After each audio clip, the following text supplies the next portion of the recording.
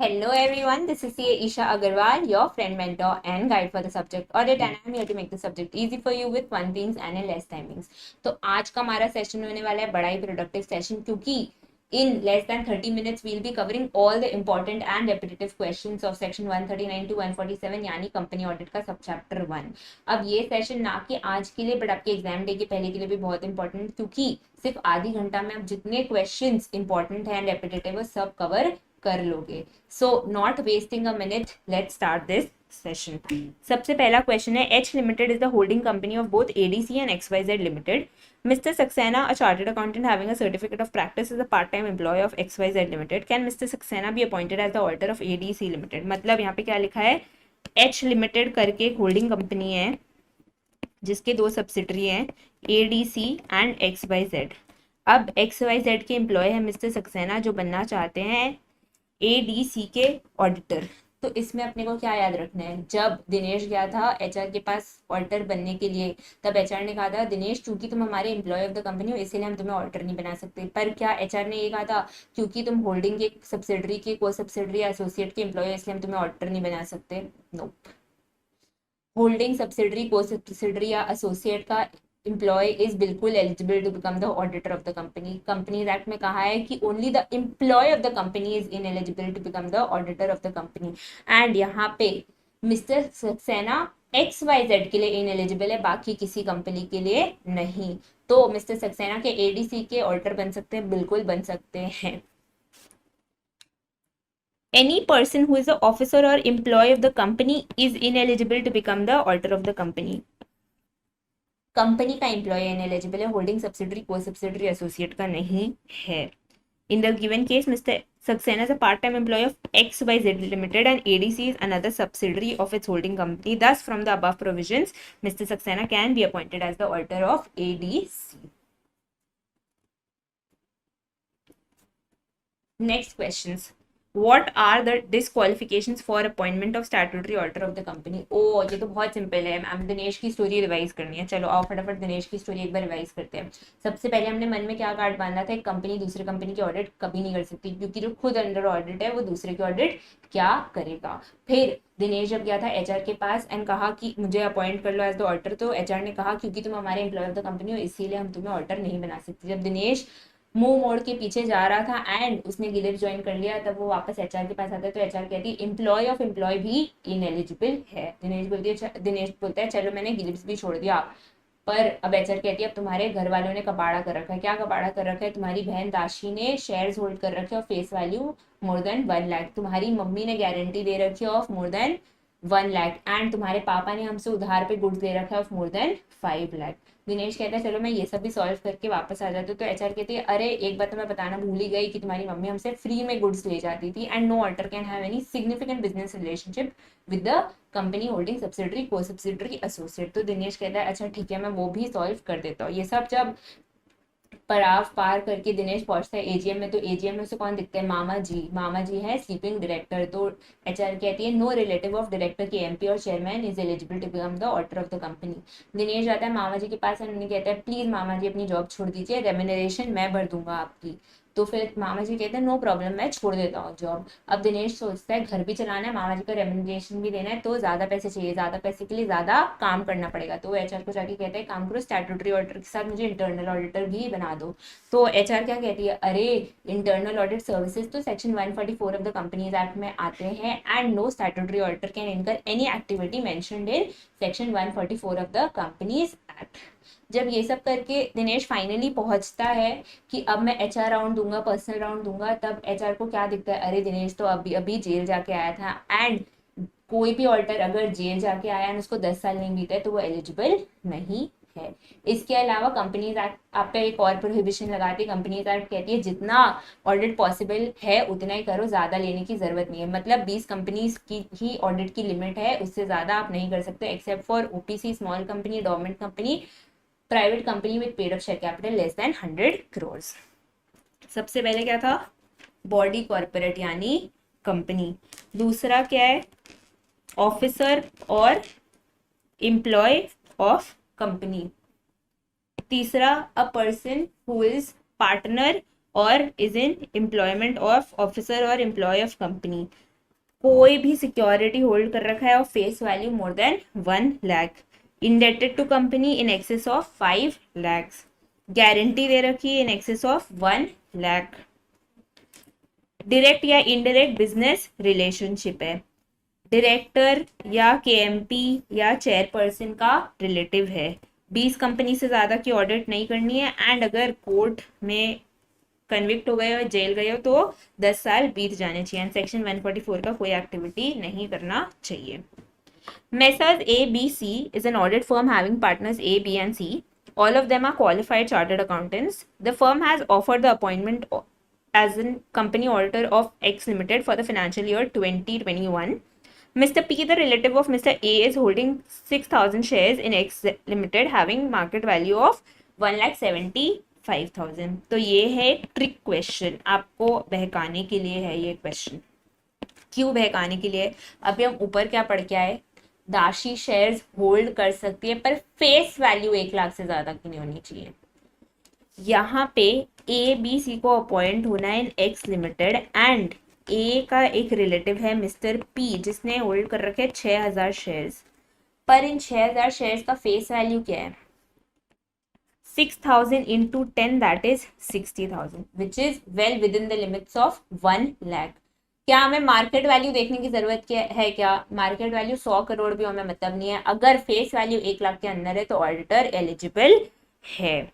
A person shall not be eligible for appointment as an auditor of the company who or his relative or partner is holding any security or interest in company, subsidiary, holdings, associate, co-subsidiary.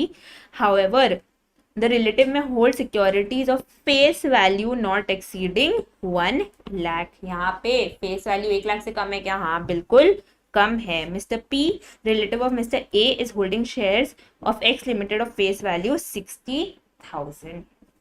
तो eligibility criteria tick, आप हो सकते हो appoint. Therefore Mrs ABC is not disqualified for appointment as an auditor of X limited.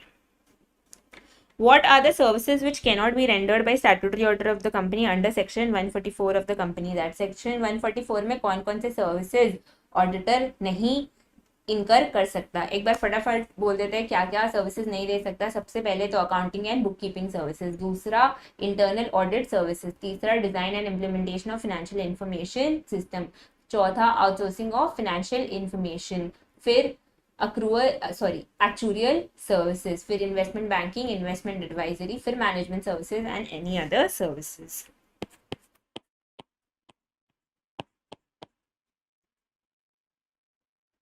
Discuss the procedure for appointment of first auditor of the company and his tenure। मतलब first auditor कैसे appoint होगा, company में कौन appoint करेगा, and वो कब तक appoint होगा। तो फर्स्ट ऑडिटर हमेशा कौन अपॉइंट करता है? अगर नॉन गवर्नमेंट कंपनी है, नॉन गवर्नमेंट कंपनी है तो सबसे बड़ा अथॉरिटी कौन है? बीओडी। तो हम सबसे पहला चांस बीओडी को देंगे। कितने दिन का चांस देंगे? 30 डेज का। बीओडी 30 दिन में नहीं ढूंढ पाया है, अपने हाथ खड़े कर लेता है, तो हम दूसरा चांस किसको देंगे? मेंबर्स को। कितने दिन का? 90 डेज का। अगर गवर्नमेंट कंपनी है तो गवर्नमेंट कंपनी का एक ही बाप है सीएनएजी, तो सबसे पहला चांस उसी को मिलेगा। सीएनएजी को कितने दिन का चांस देते हैं हम? 60 डेज का। 60 डेज का। 60 डेज में सीएनएजी नहीं ढूंढ पाया तो फिर हम बीओडी को चांस देंगे 30 डेज का, एंड अगर बीओडी भी नहीं ढूंढ पाया तो ऑब्वियसली मेंबर्स तो हमारे मसीहा है ही, वो ढूंढ के ला के देंगे हमें विद इन 60 डेज। अब टेन्योर की बात की जाए तो tenure of first auditor of government and non government company is the same. क्या होता है टेन्योर? कंपनीज एक्ट कहती है ऑडिटर का भी ये पहला ऑडिट है with the company, and company का भी पहला असाइनमेंट है विद द ऑडिटर, तो हम उसे जानने पहचानने की टाइम देते हैं, एंड इसीलिए टेन्योर 1 साल तक का ही। अगर तुम्हें समझ में आए तो रीअपॉइंट कर दो, नहीं समझ में आए तो दूसरा कोई ढूंढ लो। Shall be appointed by board within 30 days, if not by members within 90 days. CNAG appoint करेगा विद इन 60 डेज, सीएनएजी नहीं अपॉइंट कर पाया तो बीओडी अपॉइंट करेगा विद इन 30 डेज, एंड उसके बाद वो दोनों नहीं कर पाए तो मेंबर्स करेंगे with in 60 days. If annual general meeting is not held in time, the auditor automatically vacates his office. Critically comment. Good question. अच्छा, अब इसमें कहा है कि अगर एजीएम नहीं होता है किसी कंपनी का तो हम ऑटोमेटिक वेकेशन मानेंगे ऑडिटर के ऑफिस का। अरे भैया कैसे मानोगे, वेकेट भी करने के लिए तो उसे रेजोल्यूशन चाहिए, स्पेशल रेजोल्यूशन चाहिए अगर removal before expiry of the term है, या तुम ऐसे रेजिग्नेशन कर रहे हो तो भी तो सबका अप्रूवल चाहिए। तो कुछ भी करने के लिए अप्रूवल तो चाहिए शेयर होल्डर से, जिसके लिए तुम्हें मीटिंग तो बुलानी ही पड़ेगी। तो अगर जब तक एजीएम नहीं होगा तब तक क्या हम मान सकते हैं कि ऑडिटर चला गया? नहीं, हम ये नहीं मान सकते। हम तब तक ये मानेंगे कि auditor continues in his office. जब तक एजीएम नहीं होगा तब तक existing auditor will continue in his office.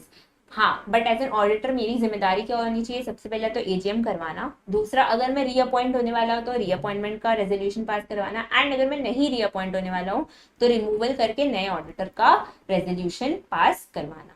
ठीक है, तो जब तक एजीएम नहीं हो, आपके पास रैटिफिकेशन का कोई सोर्स ही नहीं है, तो आपको यही मानना पड़ेगा existing auditor will continue in office.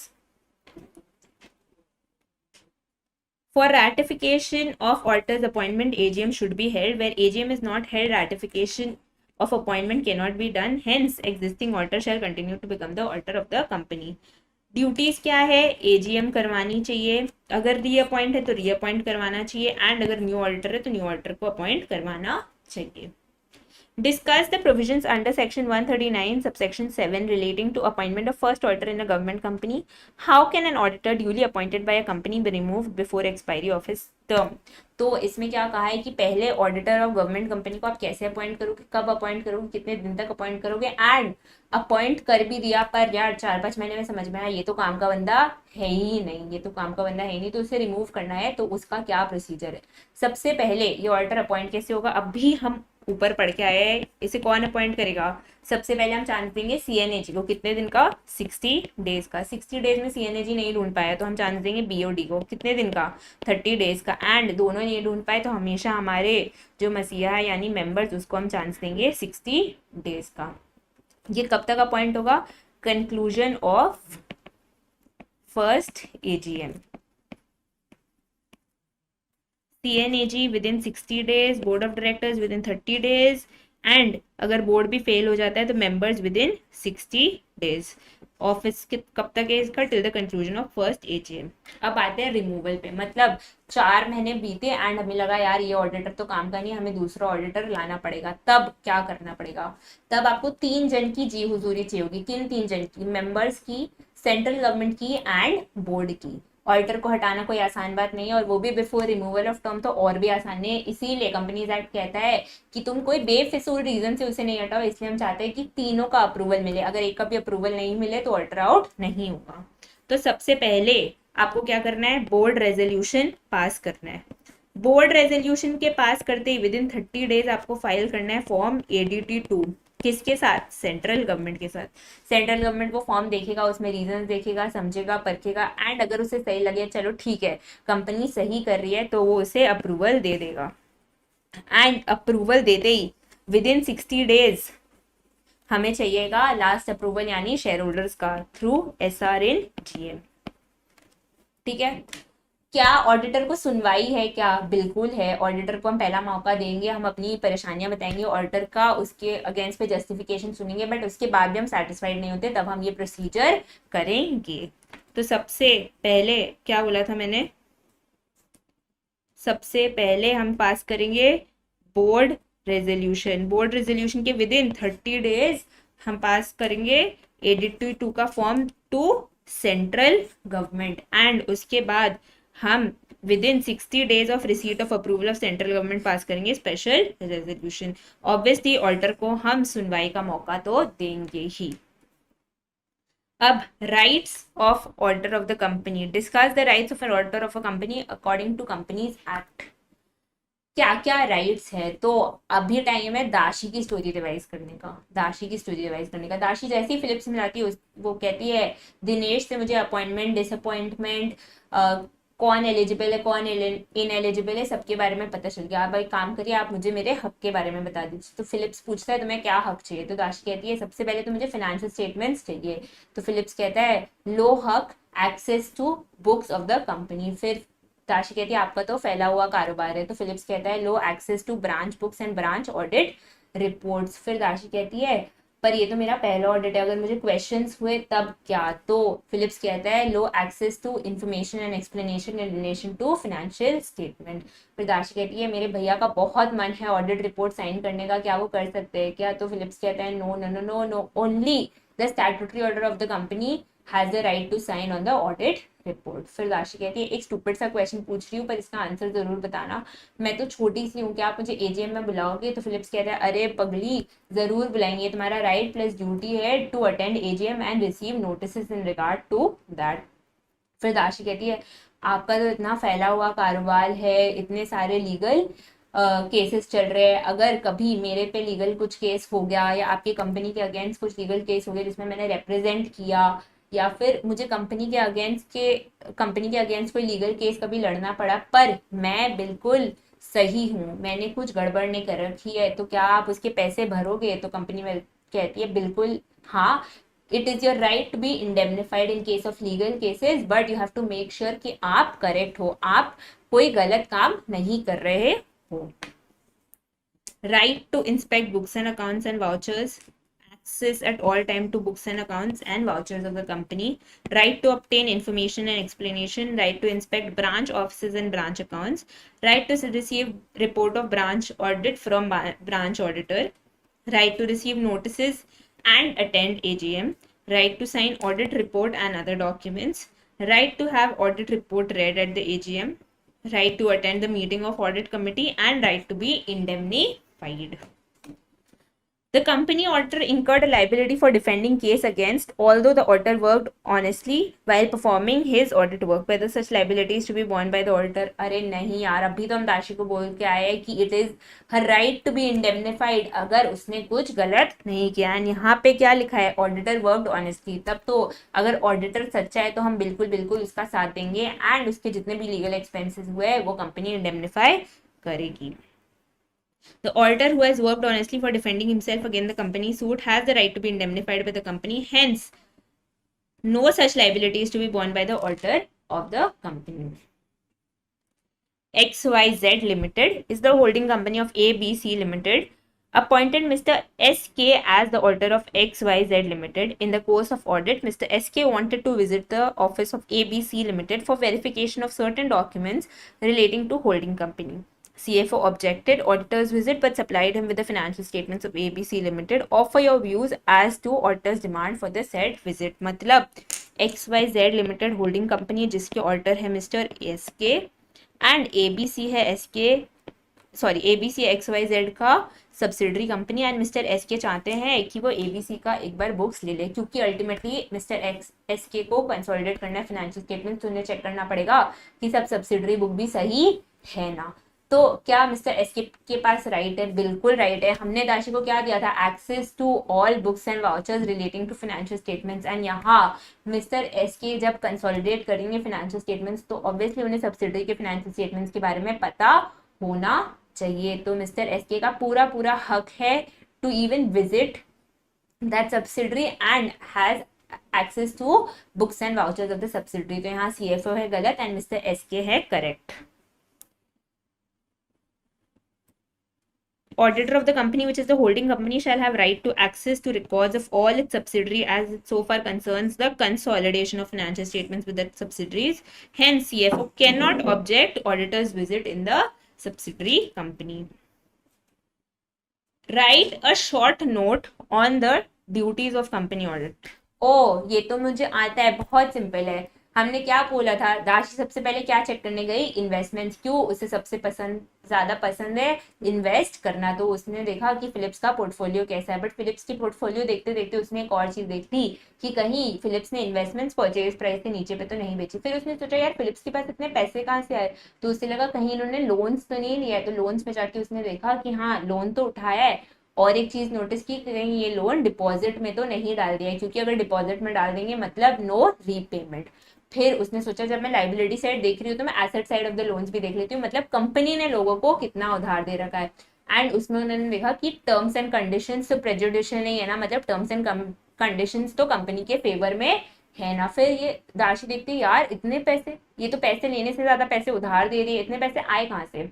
फिर उसे समझ में आया ओ लास्ट ईयर कंपनी ने तो शेयर इशू किया था, तो वो शेयर इशू में देखती है कि जितने शेयर इशू हुए उसके अगेंस्ट पे कंपनी ने कैश रिसीव कर लिया है या नहीं किया। एंड उसके बाद वो क्या देखती है कि जब शेयर्स इशू हो रहे हैं तो मतलब कंपनी का टर्नओवर तो तगड़ा होना चाहिए, इतनी जल्दी कोई कंपनी आईपीओ या एफपीओ नहीं ला सकती। तो वो देखती है कि हाँ चलो टर्नओवर तो तगड़ा है पर प्रॉफिट इतना कम क्यों, कहीं ऐसा तो नहीं है personal expenses of the directors have been charge to PNL. फिर वो देखती है ऐसा तो नहीं है पर मार्केटिंग का बहुत बड़ा एक्सपेंस है।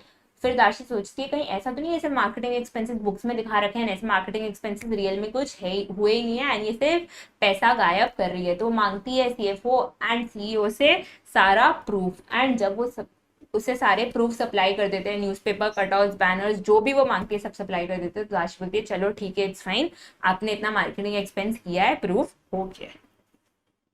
सबसे पहले उसने चेक किया था इन्वेस्टमेंट्स की वो परचेज प्राइस से नीचे पे तो नहीं बिकी है ना। उसके बाद उसने क्या चेक किया था कि लोन्स एंड एडवांसेस कहीं डिपॉजिट्स में तो नहीं क्वालिफाई कर दिए ना। फिर उसने सोचा एसेट साइड भी देख लेते हैं कि टर्म्स एंड कंडीशन सही है ना। उसके बाद उसने क्या देखा कि शेयर्स इशू हुए तो कैश आ गए है ना, डायरेक्टर्स के पर्सनल एक्सपेंसेस कहीं पीएल में तो चार्ज नहीं हो गए एंड कोई ऐसी तो बुक एंट्री नहीं है जिसे बुक्स में रियल में हुई ही नहीं है। Discuss the provisions of Companies Act as regards reporting of frauds by company auditor। अगर एज अ कंपनी ऑडिटर आपको कभी कोई फ्रॉड मिलेगा तो आप क्या करोगे। तो जब दाशी को फ्रॉड मिला था तब वो दिनेश के पास भागी थी और उसने कहा था कि अब हम होने वाले viral as viral vada pav girl. पर दिनेश ने क्या बोला, थमो जरा, तुम्हारा फ्रॉड अमाउंट है 1 करोड़ से ज्यादा, मतलब ये बात तुम्हें बतानी पड़ेगी सेंट्रल गवर्नमेंट को। पर क्या तुम सबसे पहले ये बात जाके सेंट्रल गवर्नमेंट को बता दोगी क्या, नहीं, तुम्हें ये बात पहले बतानी पड़ेगी बीओडी एंड ऑडिट कमेटी को विद इन 2 डेज।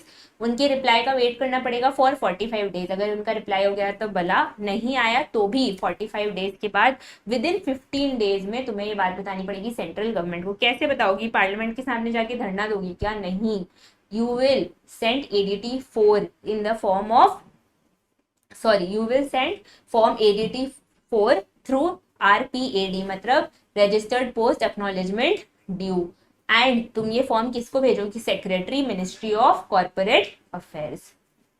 अगर 1 करोड़ से कम का फ्रॉड है तो सेंट्रल गवर्नमेंट को ये बात नहीं बतानी, पर बीओडी और ऑडिट कमेटी को फिर भी ये बात बतानी है with in 2 days. And nature, amount and parties बताना है बोर्ड रिपोर्ट में। Fraud amount of 1 crore BOD या एसी को बताना है विद इन 2 डेज एंड उनको रिप्लाई का वेट करना है फॉर 45 डेज। रिप्लाई आ गया तो भले, नहीं आया तो 45 डेज के कंप्लीशन में within 15 days from date of receipt of such reply आपको भेजना होगा ये बात, आपको बताना होगा ये बात सेंट्रल गवर्नमेंट को। किसके थ्रू बताओगे, secretary ministry of corporate affairs को रिपोर्ट भेजोगे, सील्ड कवर में भेजोगे, रजिस्टर्ड पोस्ट एक्नॉलेजमेंट ड्यू के फॉर्म में भेजोगे एंड थ्रू ADT4 भेजोगे। 1 करोड़ से नीचे का फ्रॉड है तो सेंट्रल गवर्नमेंट को ये बात नहीं बतानी, पर ऑडिट कमेटी और बोर्ड को फिर भी बतानी है विद इन 2 डेज। एंड क्या क्या बताना है, nature, amount and parties involve. फिर आता है branch audit. ABC Limited has 2 branch offices in Chennai and Hyderabad for which branch auditors were engaged. Messrs. APS and Company, Chartered Statutory Auditor of ABC Limited are responsible in respect of work entrusted to branch auditors also, do you agree. मतलब इसमें पूछा है क्या statutory auditor is responsible for the work of branch auditor. बिल्कुल है, ultimately statutory auditor को ही consolidated financial statements present करना है, अल्टीमेटली स्टैट्यूटरी ऑडिटर को ही सारे ब्रांचेस का फाइनेंशियल स्टेटमेंट्स कंपाइल करके सबमिट करना है। तो ब्रांच में जो भी हो रहा है उसके लिए स्टैट्यूटरी ऑडिटर रिस्पॉन्सिबल है। इसीलिए हम हमेशा कहते हैं branch auditor shall submit his report to company auditor and company auditor shall see the report and ask for explanations if needed. तो स्टैट्यूटरी ऑडिटर बिल्कुल रिस्पॉन्सिबल है ब्रांच ऑडिटर के काम के लिए। Apart from that statutory auditor has the right to visit the branches whenever needed and he shall have access to branch books and branch reports also, because ultimately all of this relate to the compiled financial statements and compiled financial statements पे तो statutory auditor का ही sign जाएगा। तो branch में जो भी हो रहा है उसके लिए भी statutory auditor रिस्पॉन्सिबल है। ब्रांच ऑडिट कौन कौन कर सकता है, या तो any person who is eligible to become the auditor of the company, या फिर कंपनी का ऑडिटर ही बन सकता है branch auditor. The branch auditor shall prepare a report on accounts of branch examined by him and send it to company's auditor. The company's auditor shall have the right to visit the branch office it deems it necessary for performance of duties and auditor.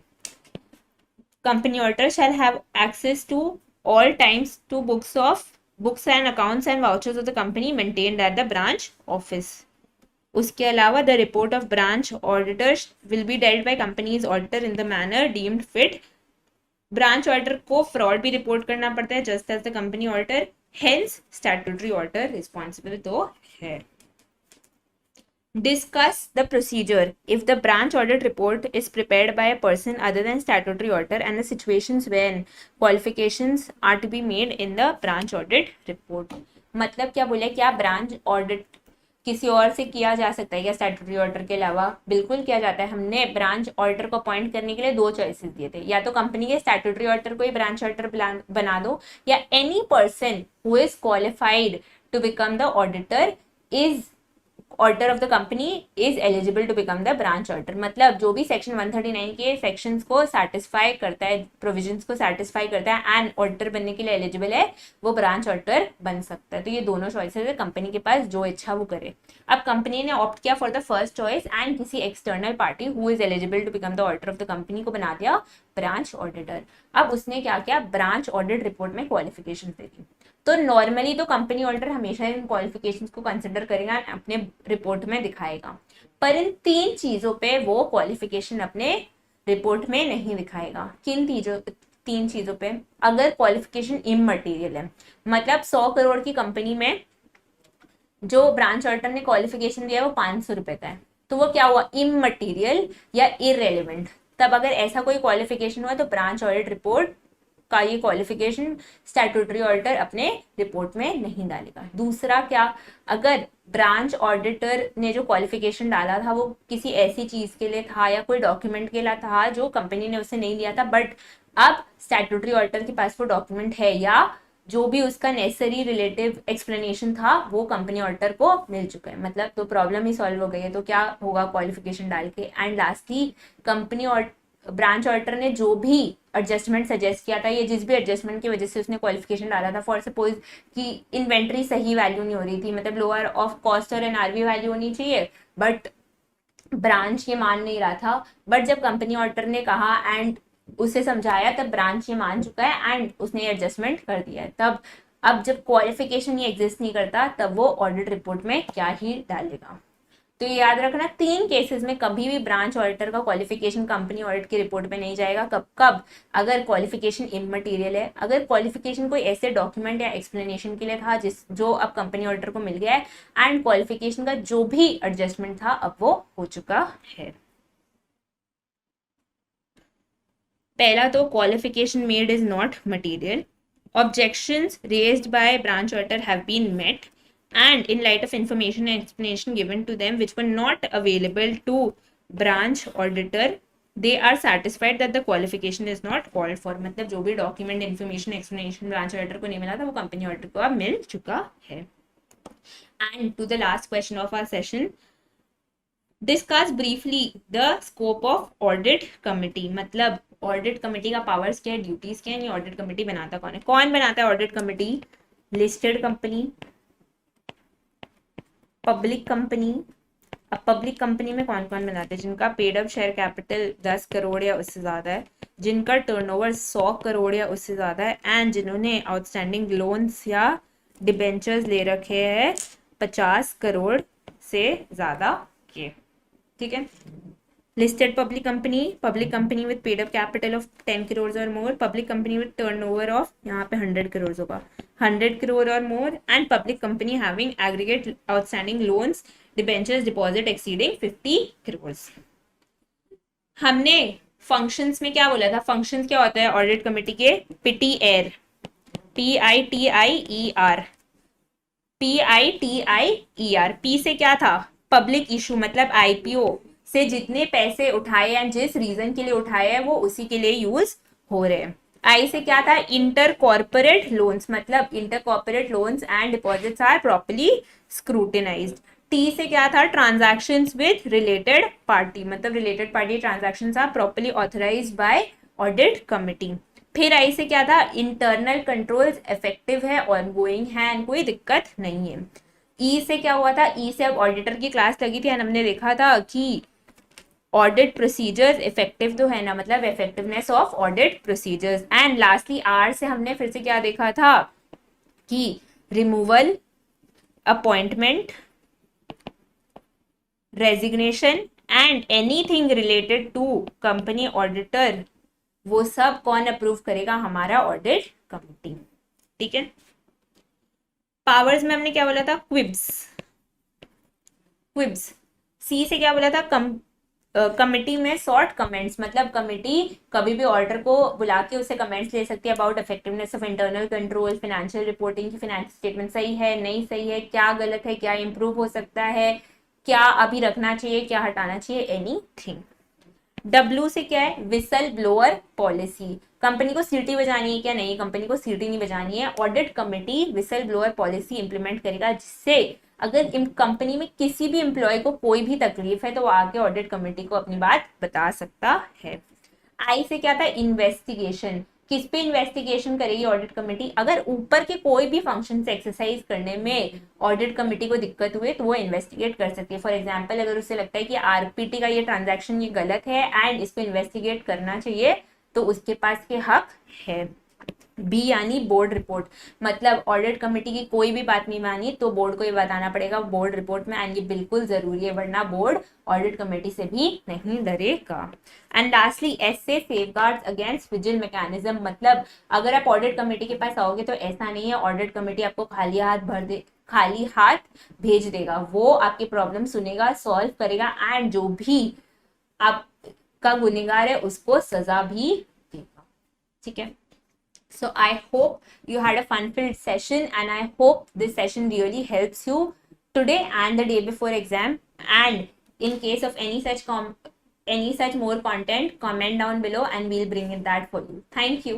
Hello everyone, I hope you are back from a wonderful break and हम start करने वाले आज अपना पहला mega revision, यानी हम chapter 1 का सब चैप्टर 1 जहाँ पे हमने कवर किया था अपॉइंटमेंट से लेके पनिशमेंट तक के कंपनी ऑडिट के सारे sections and 3 independent topics joint audit, branch audit and audit committee को करने वाले हैं revise just in 45 minutes to 1 our.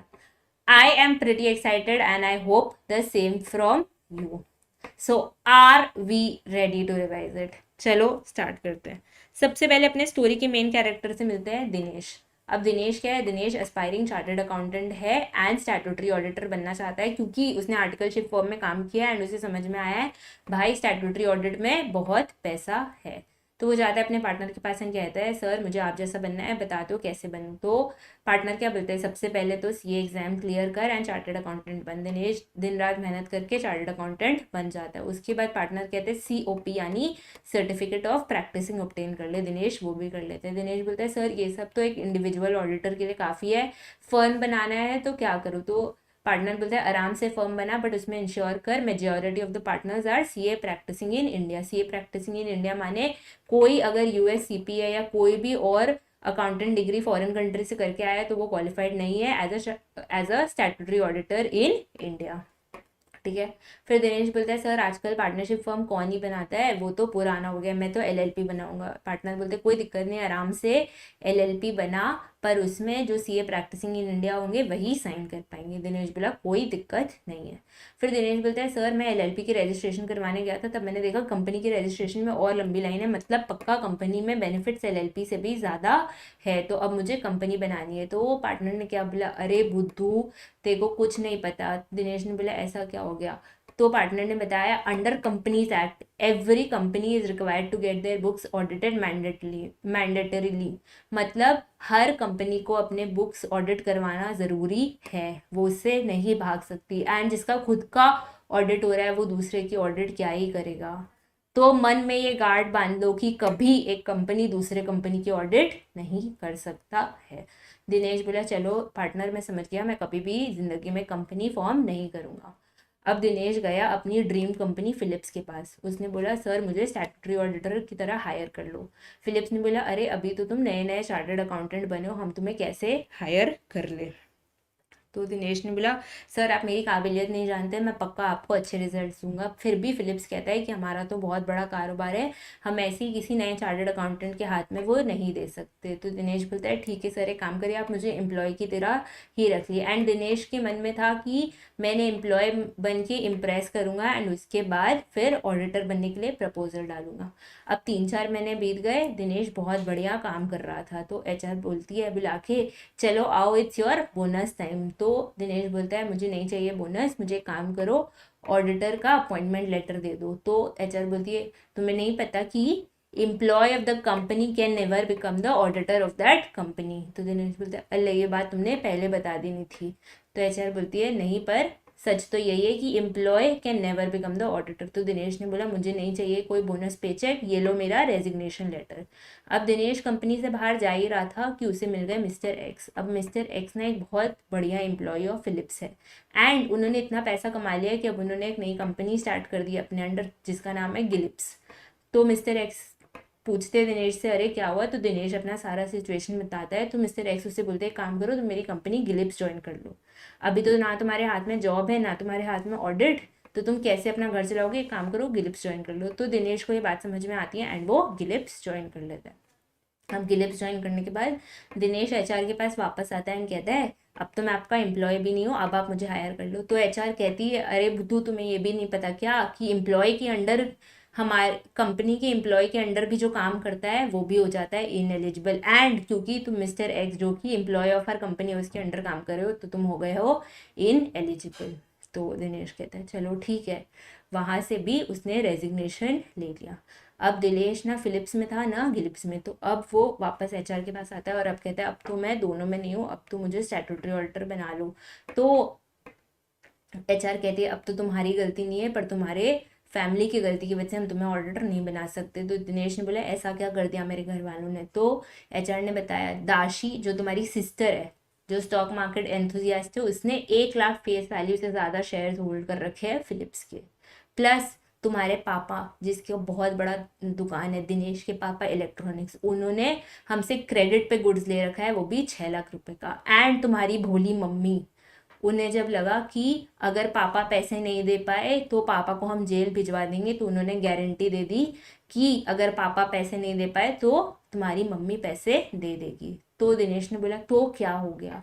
तो एचआर ने बताया ये तीनों है डिस्क्वालिफिकेशन, मतलब no relative can hold shares of more than 1 lakh face value of company holding subsidiary को subsidiary and associate, plus no relative और auditor can be indebted to the company for more than 5 lakh in company holding subsidiary, associate and co-subsidiary.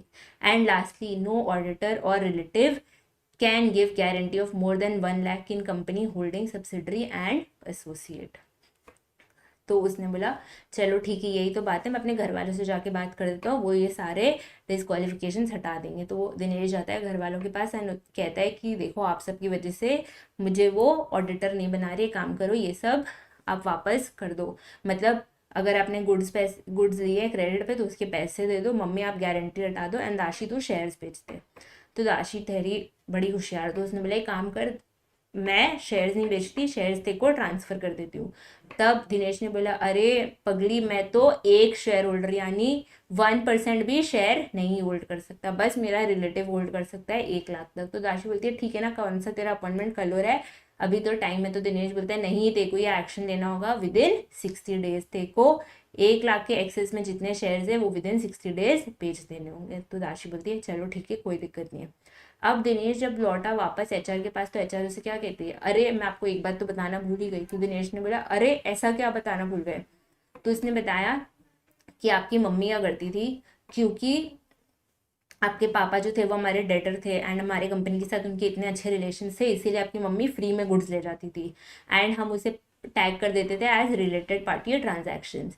And no auditor और relative should have significant business relations with company holding subsidiary, associate और co-subsidiary। तो दिनेश बोलता है ठीक है कोई दिक्कत नहीं है, मैं आपको उसके लिए सॉरी बोलता हूँ, मम्मी के सारे पैसे लौटा देता हूँ एंड आगे से मेरी मम्मी मार्केट टर्म्स पे ही आपसे गुड्स खरीदेगी। एचआर बोलती है फाइन, अब कल तुम एजीएम पे आ जाना जहाँ तुम्हें हम अपॉइंट करेंगे। अब दिनेश पहुँचता है एजीएम में एंड देखता है क्या उसके मामा जी है स्लीपिंग डायरेक्टर। एचआर भी ये बात देख लेती है एंड दिनेश को आते ही कहती है अब तो बेटा तुम disqualify because no relative of director और केएमपी और chairman can be appointed as the auditor. Dinesh जाता है मामा जी के पास, बोलता है मामा जी मैंने बहुत मेहनत की इस पोजीशन के लिए, काम करिए, आप डायरेक्टर का पोजीशन छोड़ दीजिए, आपका जो भी रेम्यूनरेशन है मैं आपको दे दूंगा थ्रू माय सैलरी, एंड ऐसे भी आपका, आप तो स्लीपिंग डायरेक्टर है, आपके कुछ राइट्स वाइट्स तो है नहीं, आपको सिर्फ रेम्यूनरेशन से मतलब है, वो जिम्मेदारी मेरी, मैं वो आपको दे दूंगा। तो मामा जी बोलते हैं नो प्रॉब्लम, मैं इतना तो कर ही सकता हूँ तुम्हारे लिए। अब मामा जी चले गए तो दिनेश कहता है अब तो सारे प्रॉब्लम सॉल्व, अब तो एचआर जी मुझे अपॉइंट कर लो। पर दिनेश एक और प्रपोजल रख देता है, क्योंकि दिनेश को समझ में आता है कि अपनी रेम्यूनरेशन है अपने खर्चों के बाद, अब क्योंकि उसे मामा जी के भी खर्चे देने हैं, तो दिनेश बोलता है एचआर को एक काम करिए, आप मुझे स्टैट्यूटरी ऑडिटर के साथ इंटरनल ऑडिटर भी बना दीजिए। तो एचआर उसे कहती है अरे लगता है तुम्हें सेक्शन 144 नहीं पता। तो दिनेश पूछता है सेक्शन 144 मतलब? तो एचआर बताती है सेक्शन 144 में बताए गए कुछ सर्विसेज जो कंपनी का स्टैट्यूटरी ऑडिटर कभी नहीं दे सकता, एंड अगर वो देता है तो उसे मिल जाती है कड़ी से कड़ी पनिशमेंट। क्या क्या सर्विसेज कभी भी ऑडिटर कंपनी को नहीं दे सकता अगर वो उस कंपनी का स्टैट्यूटरी ऑडिटर है? सबसे पहले तो एक्चुरियल सर्विसेज, फिर इंटरनल ऑडिट सर्विसेज, फिर design and implementation of financial information system, फिर आउटसोर्सिंग ऑफ फाइनेंशियल इंफॉर्मेशन, फिर accounting and book keeping services, फिर investment banking and investment advisory services, फिर management services, and lastly any other service as specified. ये सब services कभी भी statutory auditor of the company नहीं दे सकता है उस सेम कंपनी को। ठीक है, अब जब सब हो गया तब एचआर को क्या पता चला? जब एचआर दिनेश को अपॉइंट करने वाली थी, एचआर के सामने खुल गया दिनेश का सच। क्या?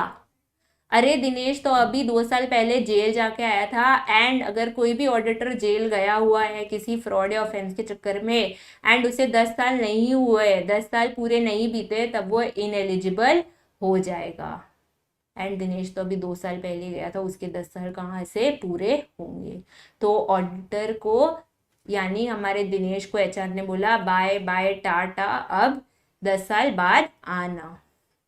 ठीक है, तो दिनेश बोला ठीक है अब मैं कुछ कर नहीं सकता, अब मुझे यहाँ से जाना ही पड़ेगा। इन एलिजिबिलिटी सेक्शंस के साथ एक और सेक्शन है, मतलब एक और प्रोविजन है। क्या? अब हर ऑडिटर का सपना होता है, अपना सपना मनी मनी मनी, हम ऑडिट एक्सेप्ट करते जाएंगे, तुम हमें देते जाओ, हम केपेबल हो साइन करने के लिए नहीं हो, हम फाइनेंशियल स्टेटमेंट सही से ऑडिट करें या नहीं करें, पर तुम ऑडिट देते जाओ, हम पैसे कमाते जाएंगे। अब कंपनीज एक्ट ये बात समझ गई थी एंड कंपनीज एक्ट ने लगा दिया रोक। वो बोले हम समझ जाते हैं कि ऑडिटर कितना ऑडिट कर सकता है एंड तुम्हारी लिमिट है 20 कंपनी, तुम उससे ज़्यादा केपेबल नहीं ऑडिट करने के।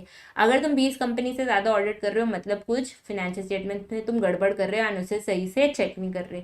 इसीलिए कंपनीज एक्ट ने लगा दी सीलिंग लिमिट कि एक ऑडिटर 20 कंपनी से ज़्यादा की ऑडिट नहीं कर सकता। पर अगर कोई company 1% company, small company, private company with paid up share capital less than 100 crore या डोरमेंट कंपनी है तो वो 20 कंपनी के काउंटिंग में नहीं आती है। मतलब अगर मैं इन 4 कैटेगरीज ऑफ कंपनीज का ऑडिट कर रहा हूँ तो वो मैं अनलिमिटेड कर सकता हूँ, वो मेरी 20 कंपनी के लिमिट की काउंटिंग में नहीं आएगी। ठीक है, अब हमें पता है दिनेश हताश हो गया था फिलिप से, तो उसने क्या किया, उसने एक एमएनसी ज्वाइन कर ली, मस्त अपना सैलरी जॉब था, जाता था काम करता था वापस आता था एंड सैलरी ले लेता था मंथ एंड में। तो अब वो घर बैठे बैठे शार्क टैंक दिख रहा था एंड शार्क टैंक में उन्हें कौन दिखे? आदिल कादरी जी। अब आदिल कादरी जी को क्या हुआ था, फंडिंग मिल गई थी विनीता जी से, पर उन्हें चाहिए था audited financial statements. And as we know Dinesh का तो हर बचपन से सपना था कि वो एक स्टैट्यूटरी ऑडिटर बने।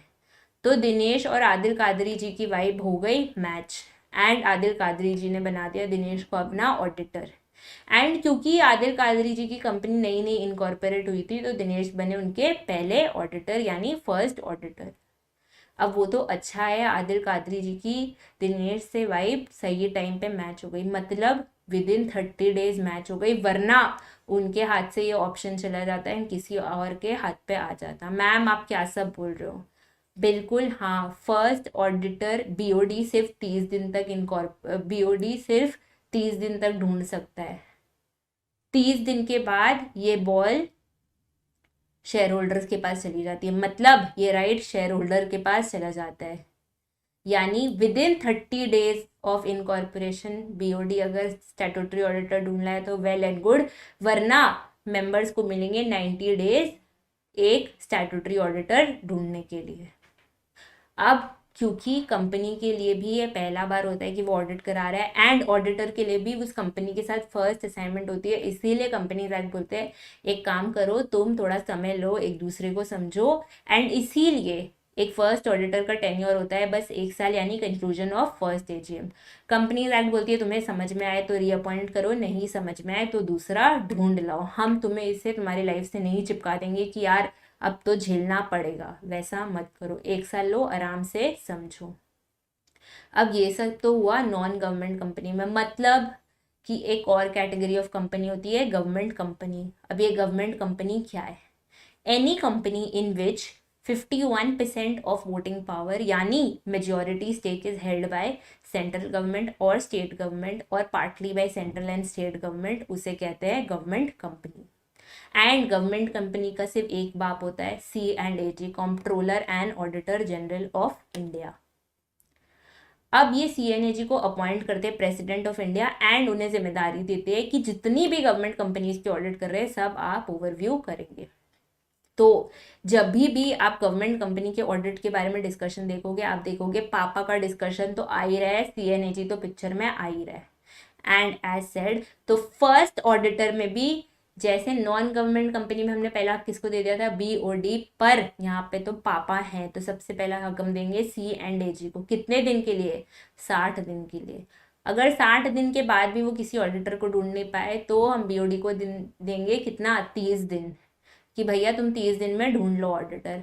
एंड अगर BOD भी ढूंढ नहीं पाए तो मेंबर्स तो हैं ही सबके मसीहा, वो ढूंढेंगे विद इन 60 डेज।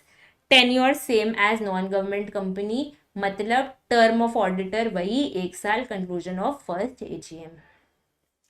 मैम ये तो हो गया फर्स्ट ऑडिटर का, बट उसके बाद वाले ऑडिटर का क्या? तो उसके बाद वाले जितने ऑडिटर आएंगे हम सबको कहेंगे सब्सिक्वेंट ऑडिटर। उसके बाद जितने ऑडिटर आएंगे हम सबको कहेंगे सब्सिक्वेंट ऑडिटर। एंड अगर वो नॉन गवर्नमेंट कंपनी में अपॉइंट हो रहे हैं तो हम उनसे 4 चीज़ें मांगेंगे। क्या 4 चीज़ें? Appointment is as per act, appointment is within the ceiling limit of 20 companies, the auditor is not disqualified, and अगर उसके अगेंस्ट पे कोई भी पेंडिंग लिटिगेशन है तो वो उसे डिस्क्लोज कर दे।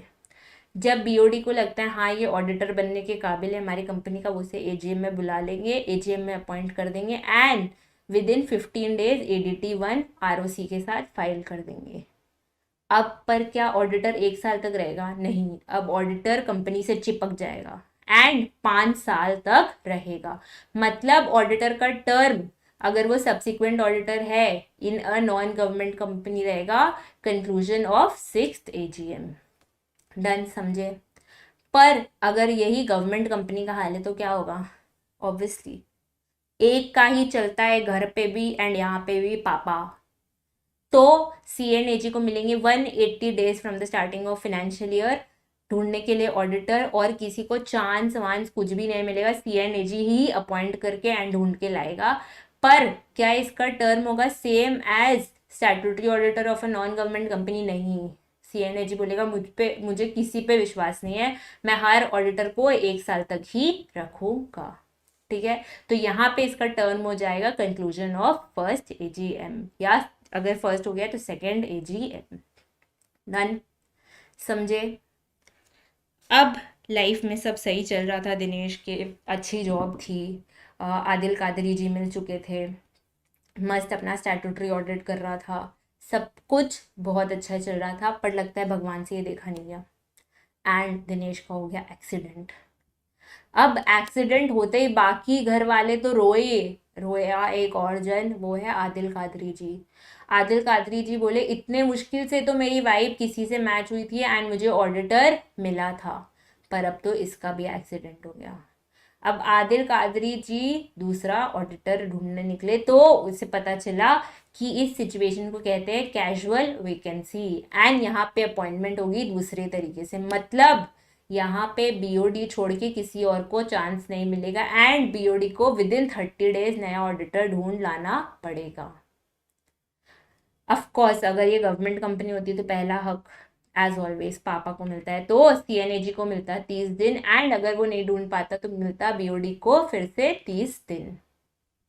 ठीक है, पर अगर नॉन गवर्नमेंट कंपनी में बीओडी ढूंढ लेता है ऑडिटर विद इन 30 दिन तो उसे एक और काम करवाना पड़ेगा, उसका अप्रूवल रेटिफाई या उस ऑडिटर का अपॉइंटमेंट अप्रूव करवाना पड़ेगा शेयर होल्डर्स से। कितने दिन में? With in 3 months. ठीक है, समझे? समझ आया? अब कैजुअल वैकेंसी डन। अगर मुझे आदिल कादरी जी को रीअपॉइंट करना पड़ता या मुझे कोई भी अगर मुझे दिनेश को रीअपॉइंट करना पड़ता या मुझे कोई भी और ऑडिटर को रीअपॉइंट करना पड़ता तो मुझे क्या काम करना पड़ता? मुझे 3 चीज़ें देखनी पड़ती। क्या 3 चीज़ें? ऑडिटर राजी, मतलब वो अनविलिंग तो नहीं है। कंपनी राजी, मतलब उन्होंने कोई एसआर तो नहीं पास कर रखा है नॉन अपॉइंटमेंट का। एंड लास्ट में ऑडिटर ने कोई गंदी हरकत तो नहीं है, मतलब वो डिसक्वालिफाइड तो नहीं हो गया है ना। ठीक है, डन। अब as we all know Dinesh के घर पे एक बहुत बड़ी दुर्घटना घटी थी, एंड अब वो एलिजिबल नहीं था अपॉइंटमेंट के लिए, मतलब अब सब होने के बाद भी वो अपॉइंट नहीं हो सकता था क्योंकि उसका एक्सीडेंट हो गया था।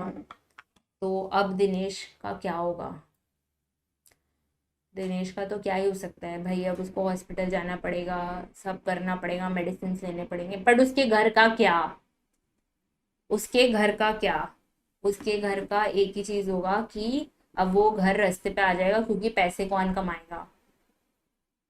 तो दाशी कहती है no worries, I am here. Dashi अगर आपको याद है तो दिनेश की बहन है। तो दाशी भी एक सीए इन प्रैक्टिस है, एंड कहती है कि छोड़ो अब सबको, मैं अपने घर वालों की जिम्मेदारी लेती हूँ एंड मैं जाके स्टैट्यूटरी ऑडिटर बनती हूँ। तो घर वाले बोले हाँ बेटा जा, हमें तो पैसे चाहिए ही। तो दाशी गई फिलिप्स के पास, उसने बोला देखो मैं हूँ दिनेश की बहन, एंड मैंने दिनेश का अपॉइंटमेंट, क्वालिफिकेशन, डिसक्वालिफिकेशन, डिसअपॉइंटमेंट सब देखा है, तो मुझे लगता है मैं तो बिल्कुल एलिजिबल हूँ फॉर अपॉइंटमेंट, आप फिर भी मेरा एक टेस्ट ले लो। तो फिलिप्स वालों ने टेस्ट लिया, एंड फिलिप्स वालों को वैसे जरूरत भी थी एक ऑडिटर की, तो दाशी को देखते उन्हें लगा कि हाँ ये हमारी परफेक्ट मैच है, हम इसे अपॉइंट कर देते हैं। तो अब उन्होंने दाशी को अपॉइंट कर दिया। तो दाशी ने बोला देखो फिलिप्स जी, आप बाकी तो मुझे सब पता है, अपॉइंटमेंट ये सब तो मैंने दिनेश से एक्सपीरियंस कर लिया, एक काम करो आप मुझे सिर्फ मेरे राइट्स बता दो। तो फिलिप्स ने पूछा आपको क्या राइट्स चाहिए? तो दाशी ने बोला देखो सबसे पहले तो मुझे फिनेंशियल स्टेटमेंट्स चेक करने हैं। तो फिलिप्स वालों ने बोला ठीक है, लो एक्सेस टू द बुक्स। फिर दाशी ने बोला आपका तो इतना फैला हुआ कारोबार है, मैं कैसे चेक करूंगी? तो फिलिप्स वालों ने बोला ठीक है, लो एक्सेस टू ब्रांच की books and branch audit report. फिर दाशी ने कहा एक बात और है मेरी जो अगर आप कंसिडर कर सके। तो फिलिप्स वालों ने बोला अच्छा क्या हो गया बताओ। तो दाशी ने बोला आपको पता ही होगा दिनेश का कितना मन था स्टैट्यूटरी ऑडिट करने का, वो भी फिलिप्स जैसी कंपनी का, तो क्या वो ऑडिट रिपोर्ट साइन कर सकता है क्या? तो फिलिप्स वालों ने बोला अरे नहीं, कभी भी नहीं, only statutory auditor of the company has the right to sign audit report. फिर दाशी ने पूछा एक और क्वेश्चन, बस लास्ट क्वेश्चन, इसका आंसर दे दो।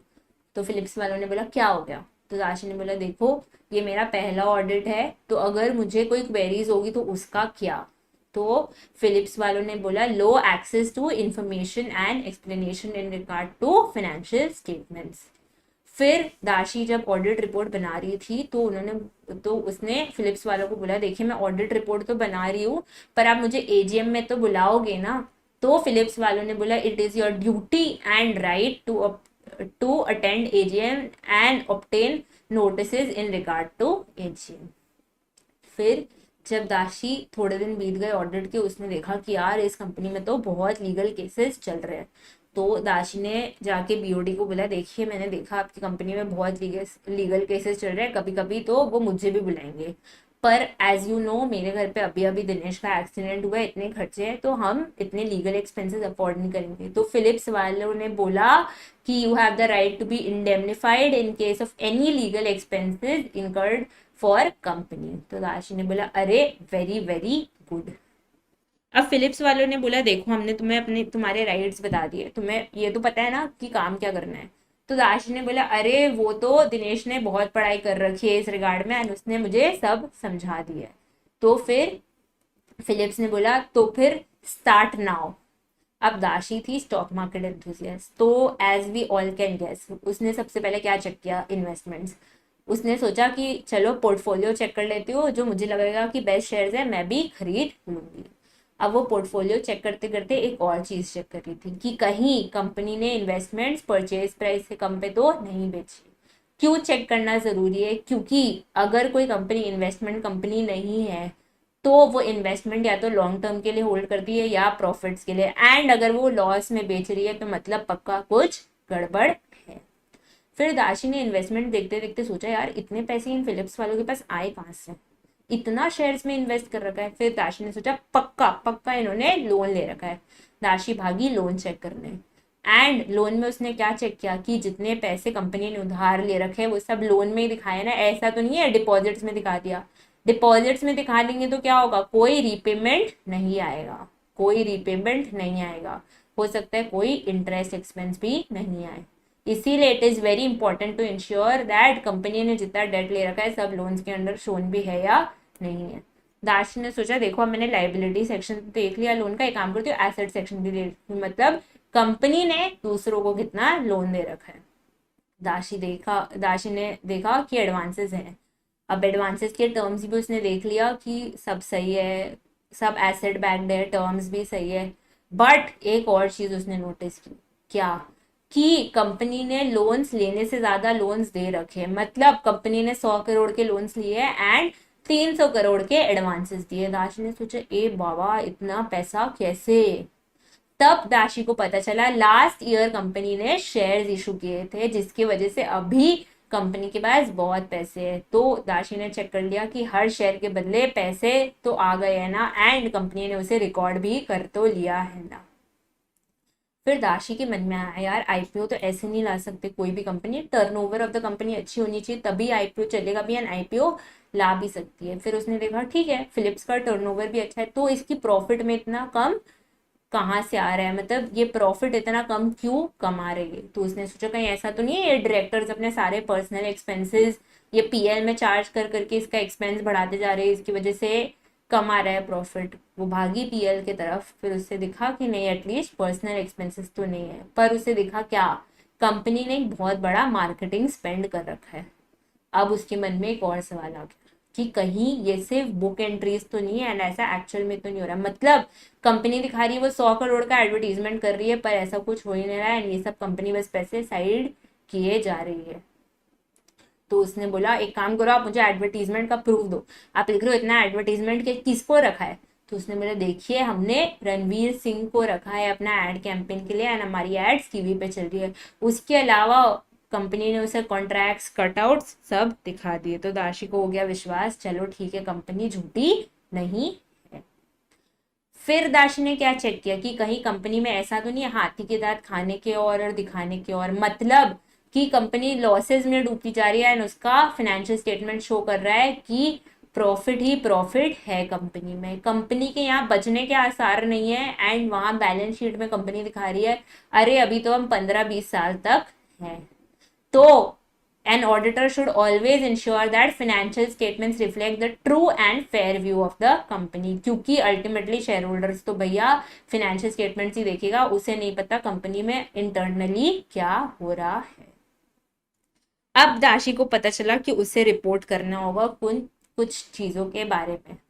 किसके बारे में दाशी को रिपोर्ट करना होगा, सबसे पहला हेल्प, कि weather company and management has provided her with information and explanation. Next उसे चेक रिपोर्ट करना होगा कि कहीं बुक्स ऑफ अकाउंट्स फेंकी हुई तो नहीं है, मतलब all the books of accounts are maintained as per section 128 of the companies act. फिर उसे देखना होगा कि कहीं फैला हुआ कारोबार ऐसा तो नहीं है कि बस छोड़ दिया, जो हो रहा है होने दो, जैसे हो रहा है होने दो, मतलब सब ब्रांच के बुक्स ऑडिट तो हो रहे हैं ना, एंड ब्रांच प्रॉपर रिटर्न्स तो भेज रहा है ना, ठीक है। फिर उसे देखना होगा कि कंपनी एएसई फॉलो कर रही है ना, ऐसे नहीं, मतलब जो भी फाइनेंशियल रिपोर्टिंग फ्रेमवर्क कंपनी पे लगता है, फाइनेंशियल स्टेटमेंट्स उसी के हिसाब से बन तो रहे हैं ना। फिर उसे रिपोर्ट करना पड़ेगा कि डायरेक्टर को सड़क से तो उठा के नहीं लाया, मतलब डायरेक्टर डिस्क्वालिफाइड तो नहीं है ना। और उसे क्या रिपोर्ट करना पड़ेगा कि ऐसा तो नहीं है बुक्स ऑफ अकाउंट्स कुछ और शो कर रही है, एंट्रीज कुछ और शो कर रही है, मतलब जर्नल एंट्रीज के थ्रू रेवेन्यू दिख रहा है 100 करोड़ का, एंड बैलेंस शीट शो कर रही है profit 300 crore. How is it possible, जितना रेवेन्यू नहीं उससे ज्यादा कहाँ से प्रॉफिट आएगा। नेक्स्ट उसे रिपोर्ट क्या करना पड़ेगा कि इंटरनल फाइनेंशियल कंट्रोल्स कंपनी में प्रेजेंट तो है ना, एंड फंक्शन भी कर रहे हैं ना। और वो क्या रिपोर्ट करना पड़ेगा कि अगर उसके पास कोई चुगली है कंपनी के लिए, मतलब उसे कुछ ऐसा पता चला है जो कंपनी के एडवर्स फंक्शनिंग को इफेक्ट करती है, एंड कंपनी के लॉन्ग रन में चलने को इफेक्ट करती है। एंड लास्टली उसे बताना पड़ेगा अगर उसका कोई ऑब्जर्वेशन है इन अकाउंट्स और financial statements of the company जो मैनेजमेंट सही नहीं कर रही है, एंड जिसकी वजह से फाइनेंशियल स्टेटमेंट्स भी एक दूसरा ही व्यू दे रहे हैं, ठीक है। अब जब दाशी ये सब के बारे में रिपोर्ट कर रही थी तो उसे कुछ पता चला, एंड कुछ बहुत बड़ा पता चला। क्या कि कंपनी में चल रहा है एक फ्रॉड, वो भी 1 करोड़ रुपए का। तो वो भागी दिनेश के पास और बोलने लगी, दिनेश अब मैं भी वायरल वड़ा पाव गर्ल की तरह एकदम फेमस होने वाली हूँ, एंड सब मुझे जानने वाले हैं। तो दिनेश ने बोला ऐसा क्या पता चल गया। तो दाशी ने बताया कि मुझे पता चल गया इस कंपनी में चल रहा है 1 करोड़ का फ्रॉड, एंड मैं कल के कल सेंट्रल गवर्नमेंट को जाके ये बताने वाली हूँ। दिनेश ने बोला अरे रुको थमो जरा, ऐसे नहीं होता। तो दाशी ने बोला तो फिर कैसे होता है। दिनेश ने बोला कि सबसे पहले तुम्हें ये बात बतानी पड़ेगी ऑडिट कमेटी या बीओडी को, उसके बाद उनका रिप्लाई का वेट करना पड़ेगा फॉर 45 डेज। अगर 45 डेज तक उनका रिप्लाई नहीं आता है, या विद इन 45 डेज उनका रिप्लाई आ जाता है, जब भी वहां से 15 दिन में तुम्हें ये इन्फॉर्मेशन देनी होगी सेंट्रल गवर्नमेंट को। एंड सेंट्रल गवर्नमेंट के क्या सामने जाके पार्लियामेंट के सामने धरना दोगी, मेरा मुझे पता है, मेरी बात सुनो, मेरी बात सुनो, नहीं। तुम चिट्ठी लिखोगी secretary ministry of corporate affairs को, एंड अटैच करोगी फॉर्म ADT 4, एंड ये सब भेजोगी रैपिड पोस्ट के थ्रू। तो राशि ने बोला छोड़ो ना यार, अभी तो इसमें बहुत टाइम है, ये फॉर्मेलिटी वो फॉर्मेलिटी ऐसे वैसे, अभी मैं 1 हफ्ते एकदम चिल होके पार्टी कर लेती हूँ, एंड उसके बाद मैं ये सब करूंगी। तो दिनेश ने बोला अगर तुमने टाइम फ्रेम नहीं फॉलो किया तो तुम्हें लग जाएगी पेनल्टी 5 लाख की। तो राशि ने बोला 5 लाख। तो दिनेश ने बोला हाँ 5 लाख, क्योंकि तुम लिस्टेड कंपनी का ऑडिट कर रही हो, अगर तुम अनलिस्टेड कंपनी का ऑडिट कर रही होती तो तुम्हें लगती पेनल्टी 1 लाख की। तो राशि ने बोला ऐसा कुछ नहीं करना, मुझे कोई पेनल्टी नहीं भरनी, जितना तो मैं फेमस होके नहीं कमाऊंगी उससे ज्यादा मुझे पेनल्टी भरनी पड़ जाएगी, मैं अभी के अभी सारी प्रोसीडिंग्स करके आती हूँ। अब दाशी जब ये प्रोसीडिंग्स करके आई तो बहुत थक गई थी। उसने दिनेश को बोला यार it is very hard to do a statutory audit. तो दिनेश ने उसे क्या बोला, अरे पगली तू तो बच गई, मतलब अगर तुम गवर्नमेंट कंपनी में होती तो तुम्हें एक और काम करना पड़ता। क्या करना पड़ता, ड्यूटी टू रिपोर्ट। क्या रिपोर्ट करना पड़ता कि तुमने पापा की सारी बातें मानी, एंड पापा को बताना पड़ता कि आज तुम पापा की बात मान के कहाँ से कहाँ पहुंच गई हो, मतलब तुम्हें सारे CNAG के कमांड्स भी एक्सेप्ट करने पड़ते, प्लस CNAG को बताना पड़ता कि उसकी कमांड्स का इफेक्ट क्या है फाइनेंशियल स्टेटमेंट्स पे। तो ये थे मेजर ड्यूटीज। अब माइनर ड्यूटीज क्या है जो दाशी को चेक करना था, सबसे पहला तो ये कि AS या इंड AS जो भी फाइनेंशियल रिपोर्टिंग फ्रेमवर्क उस कंपनी पे एप्लीकेबल है वो फॉलो हो रहा है या नहीं हो रहा है। और क्या है कि अगर दाशी देती है क्वालिफाइड ओपिनियन या एडवर्स ओपिनियन, या कहती है फाइनेंशियल स्टेटमेंट सही नहीं है, तो उसे रीजन भी देना पड़ेगा कि क्यों उसे ऐसा लगता है कि फाइनेंशियल स्टेटमेंट सही नहीं है। और अगर ऑडिट कमेटी कुछ भी मांगे तो जी हुजूर करके उस पे सारे पे कमेंट्स दे देना। And finally duty to report 5 और चीज। किन 5 चीज पे और रिपोर्ट करना है, सबसे पहले तो ये कि अगर कंपनी में कोई पेंडिंग लिटिगेशंस चल रहे हैं तो उसका इम्पैक्ट कंपनी ने डिस्क्लोज किया है या नहीं, यानी शेयर होल्डर्स को बताया है कि नहीं कि या तो हम इस केस में जीतेंगे या हारेंगे एंड उसका इफेक्ट ये होगा हमारे फाइनेंशियल्स पे। फिर कंपनी ने प्रोविजन तो बना लिया है ना, अगर कोई फोर्सिएबल मटेरियल लॉस है, मतलब कोई बड़ा लॉस जो आने वाला है एंड कंपनी को उसके बारे में पता है, तो कंपनी ने उसके लिए ऑलरेडी प्रोविजन बना रखा है या नहीं। फिर क्या चेक करना है कि कंपनी शेयर होल्डर्स का पैसा तो नहीं मार के बैठी ना, मतलब कंपनी अगर शेयर होल्डर्स का कोई डिविडेंड है जो अनक्लेम्ड रह गया है उसको आईपीएफ में ड्यूली ट्रांसफर कर रही है ना, आईपीएफ माने इन्वेस्टर एजुकेशन प्रोटेक्शन फंड।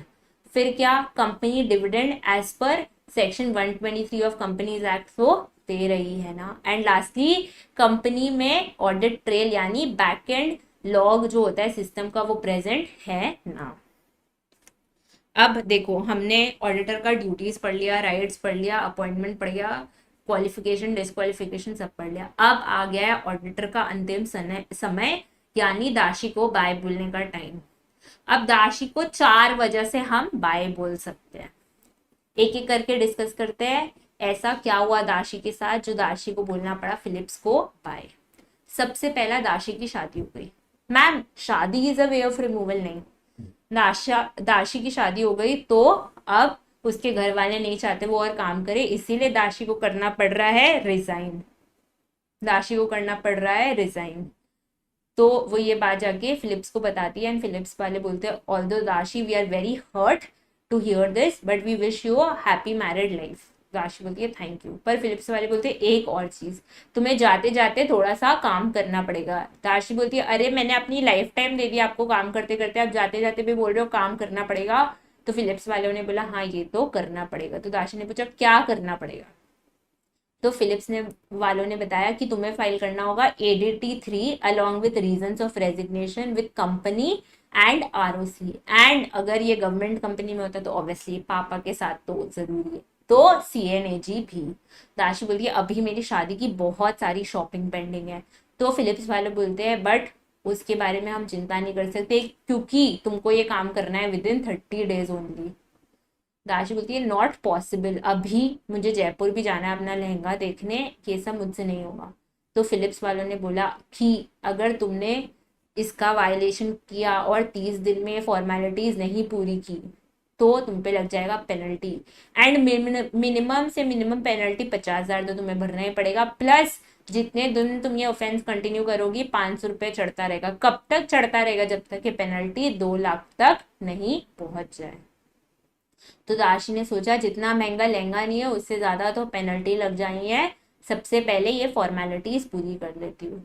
पर फॉर्मेलिटीज इतनी थी कि दाशी देख के चकरा गई। तो दाशी जाके फिलिप्स को बोलती है कि सॉरी अब मुझे रेजिग्नेशन नहीं लेना, इतनी फॉर्मेलिटीज मुझसे नहीं होंगी, एक काम करो कि मुझे रीअपॉइंट कर लो, मैं इसी कंपनी में रहूंगी। तो फिलिप्स वाले बोलते हैं दाशी नाउ वी आर सॉरी, क्योंकि अब हम बाउंड है through the clause of rotation of auditors. तो दाशी बोलती है अर्थ रोटेट्स अराउंड सन, उससे मेरा क्या, Arth son and Dashi are not linked, don't you know that. तो बोर्ड ऑफ डायरेक्टर ने अपना माथा अपने टेबल से पीट लिया। क्यों, क्योंकि दाशी को नहीं पता था अबाउट रोटेशन ऑफ ऑडिटर्स। तो सेकेंड वे ऑफ रिमूवल क्या है, rotation of auditors. And rotation of auditors माने क्या, हर लिस्टेड कंपनी या public company with paid up share capital more than 10 crore या private company with paid up share capital more than 50 crore या company with public loans and deposits more than 50 crore को listed को हर auditor as an individual और हर auditor as a firm को करना पड़ता है अलविदा एक वक्त के बाद। मतलब ये 4 क्लास ऑफ कंपनीज कभी भी एक इंडिविजुअल ऑडिटर को एक टर्म से ज्यादा एंड एक ऑडिट फर्म को 2 टर्म से ज्यादा अपॉइंट नहीं कर सकती। ऐसा क्यों, क्योंकि कंपनीज एक्ट कहती है इतने समय तक साथ रहोगे तो पक्का ऑडिटर फेमिलियरिटी इश्यूज डेवलप कर लेगा एंड ऑडिट में वो कुछ ना कुछ गड़बड़ करता रहेगा एंड बोर्ड की बात मान के कुछ कुछ गलत दिखाता रहेगा। तो इट्स बेटर कि हम ऑडिटर ही चेंज कर दें।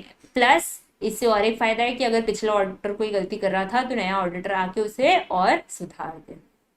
ठीक है, तो अब ये क्लॉज फिलिप्स वाले दाशी को समझा देते हैं। तो दाशी बोले चलो ठीक है, पर अब तो दाशी का मन नहीं था कि वो फिलिप्स को छोड़े, तो दाशी ट्राई करती है कुछ वेज। क्या? तो अब दाशी की फर्म में ना 3 पार्टनर्स थे, दाशी, राशि एंड वाशी। एंड ये जो राशि थी ये अग्रवाल एंड एसोसिएट्स में भी पार्टनर थी। तो दाशी राशि को कहती है एक काम कर, तुम अग्रवाल एंड एसोसिएट्स के थ्रू अप्लाई कर एंड जितना भी रेम्यूनरेशन होगा अपने 50-50 बांट लेंगे एंड सारा काम मैं कर दूंगी, मैं तो फिलिप्स को ऑडिट इतने साल से कर रही हूँ, मुझे हैबिट है। तो राशि ने बोला वाई नॉट, आती हुई लक्ष्मी कौन ही मना करता है। तो राशि बोलती है ठीक है मैं आज ही जाके अप्लाई करती हूँ। तो राशि जाके अप्लाई कर देती है। अब क्या हुआ यहाँ, अब फिलिप्स वाले बोलते हैं बाय, फिलिप्स वाले बोलते हैं बाय। तो राशि बोले अरे दाशी थी प्रीवियस ऑडिटर, मैं नहीं, तो दिक्कत क्या है। तो उन्होंने बताया कि इनकमिंग और आउटगोइंग फर्म में, मतलब जो फर्म नया आ रहा है अपॉइंट होके एंड जो फर्म रोटेशन के तहत बाहर गया है, उन दोनों में अगर कोई कॉमन पार्टनर भी हो गया तो आने वाला फर्म हो जाएगा इन एलिजिबल। दाशी ने बोला ठीक है कॉमन पार्टनर्स ही होने चाहिए ना, एक काम करो दाशी एंड एसोसिएट्स ही मैं बंद कर देती हूँ, मैं एक नया फॉर्म खोलूंगी दाशी दाश एंड एसोसिएट्स।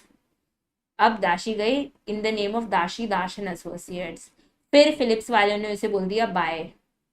अब क्या हुआ, फिलिप्स वालों ने उसे बोला कि कोई भी पार्टनर अगर आउटगोइंग फर्म से रिजाइन करके नया फर्म ज्वाइन कर ले तो वो फर्म भी इन एलिजिबल हो जाएगा, क्योंकि हमें दिक्कत फर्म से नहीं पार्टनर से ही थी। एंड अगर कोई भी कॉमन पार्टनर हमें थ्रू रिजाइन एंड ज्वाइन दिखा या कोई कॉमन पार्टनर दिखे तो हम वो भी फर्म कर देंगे रिजेक्ट। दाशी ने सोचा ठीक है एक काम करती हूँ, मेरे तो इतने सारे नेटवर्क फर्म्स है जिसको मैं दूसरे दूसरे नाम से ऑपरेट करती हूँ, मैं उनके थ्रू अप्लाई करती हूँ। तब फिलिप्स वालों ने बोला फाइनल बाय, फाइनल बाय, वापस मत आना। क्यों?